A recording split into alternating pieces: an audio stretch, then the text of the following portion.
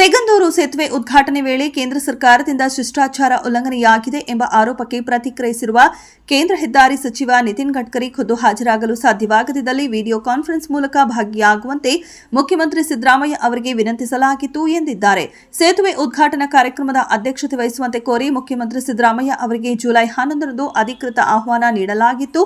ಖುದ್ದು ಹಾಜರಾಗಲು ಸಾಧ್ಯವಾಗದಿದ್ದಲ್ಲಿ ವರ್ಚುವಲ್ ಆಗಿ ಕಾರ್ಯಕ್ರಮದಲ್ಲಿ ಭಾಗಿಯಾಗುವಂತೆ ಜುಲೈ 12ರಂದು ಕಳುಹಿಸಿದ ಪತ್ರದಲ್ಲಿ ತಿಳಿಸಲಾಗಿತ್ತು ಎಂದು ಗಡ್ಕರಿ ಎಕ್ಸ್ನಲ್ಲಿ ತಿಳಿಸಿದ್ದಾರೆ.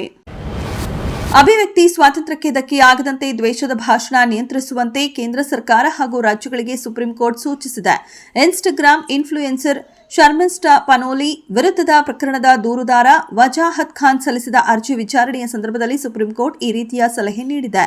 ದ್ವೇಷದ ಭಾಷಣವನ್ನ ಅಭಿವ್ಯಕ್ತಿ ಸ್ವಾತಂತ್ರ್ಯ ಎಂದು ಹೇಳುವುದಕ್ಕೆ ವಿಷಾದ ವ್ಯಕ್ತಪಡಿಸಿದೆ. ನ್ಯಾಯಮೂರ್ತಿ ಬಿವಿ ನಾಗರತ್ನ ಮತ್ತು ನ್ಯಾಯಮೂರ್ತಿ ಕೆವಿ ವಿಶ್ವನಾಥ್ ಅವರನ್ನೊಳಗೊಂಡ ನ್ಯಾಯಪೀಠ ಅದನ್ನು ನಿಯಂತ್ರಿಸಲು ರಾಜ್ಯವು ಮುಂದಾಗುವುದನ್ನು ಯಾರೂ ಬಯಸುವುದಿಲ್ಲ. ಹೀಗಾಗಿ ವಾಕ್ ಸ್ವಾತಂತ್ರ್ಯದ ಮೌಲ್ಯದ ಬಗ್ಗೆ ಜನರಿಗೆ ಅರಿವು ಮೂಡಿಸಬೇಕು ಎಂದರು.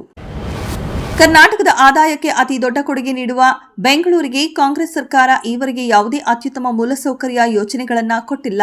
ಅದರ ಬದಲಿಗೆ ಪಕ್ಷದ ಫಂಡ್ ತುಂಬಿಸಲು ಹಣ ಮಾಡುವುದಕ್ಕೆ ಒಂದು ಮಾಧ್ಯಮವನ್ನಾಗಿ ಮಾತ್ರ ಬೆಂಗಳೂರನ್ನ ಕಾಂಗ್ರೆಸ್ ನೋಡುತ್ತಿದೆ ಎಂದು ಸಂಸದ ತೇಜಸ್ವಿ ಸೂರ್ಯ ಗಂಭೀರ ಆರೋಪ ಮಾಡಿದರು. ಕಾಂಗ್ರೆಸ್ ಸರ್ಕಾರದ ಭ್ರಷ್ಟಾಚಾರದ ಅತಿ ದೊಡ್ಡ ಒಂದು ಉದಾಹರಣೆ ಡಿಸಿಎಂ ಡಿಕೆ ಶಿವಕುಮಾರ್ ಅವರ ಬೆಂಗಳೂರು ಸುರಂಗ ಮಾರ್ಗ ರಸ್ತೆ ಯೋಜನೆ ಎಂದರು. ದೇವರು ಶಕ್ತಿ ಕೊಡುವವರೆಗೂ, ಮುಂದೆ ಜನ ನಮಗೆ ಅಧಿಕಾರ ಕೊಡುವವರೆಗೂ ಗ್ಯಾರಂಟಿ ಯೋಜನೆಗಳು ನಿಲ್ಲದೆ ನಿರಂತರವಾಗಿ ಮುಂದುವರಿಯುತ್ತವೆ ಎಂದು ಉಪಮುಖ್ಯಮಂತ್ರಿ ಡಿಕೆ ಶಿವಕುಮಾರ್ ಹೇಳಿದ್ದಾರೆ. ಇಡೀ ದೇಶಕ್ಕೆ ನಮ್ಮ ಸರ್ಕಾರದ ಗ್ಯಾರಂಟಿ ಯೋಜನೆಗಳು ಮಾದರಿಯಾಗಿವೆ. ಮಹಿಳೆಯರಿಗೆ ಉಚಿತ ಪ್ರಯಾಣದಿಂದ ಹಣ ಉಳಿತಾಯವಾಗುತ್ತಿದೆ.